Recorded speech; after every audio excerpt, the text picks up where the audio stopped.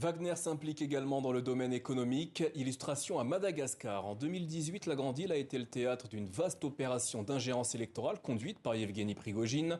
L'objectif était d'aider financièrement une dizaine de candidats afin qu'ils permettent au groupe Wagner d'investir dans le domaine minier. Plus de précisions avec notre correspondante Gaëlle Borgia. À Madagascar, peu de gens connaissent son nom, il n'est jamais venu et pourtant toutes les opérations russes non officielles mènent vers Yevgeny Prigojine. Il y a eu bien évidemment la vaste opération d'ingérence durant la campagne présidentielle de 2018. On sait qu'elle a été menée par des Russes qui sont aujourd'hui de hauts cadres de Wagner en Afrique. Ce qui est intéressant, c'est que Wagner à Madagascar, ce ne sont pas les paramilitaires tels qu'on les connaît en Centrafrique par exemple.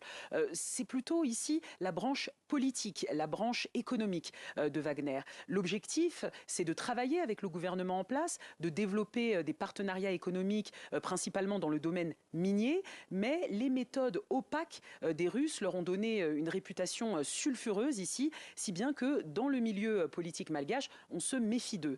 Nous avons parlé à un ancien candidat à la présidentielle de 2018 qui a été très déçu de l'aide russe et ne souhaite plus renouveler l'expérience.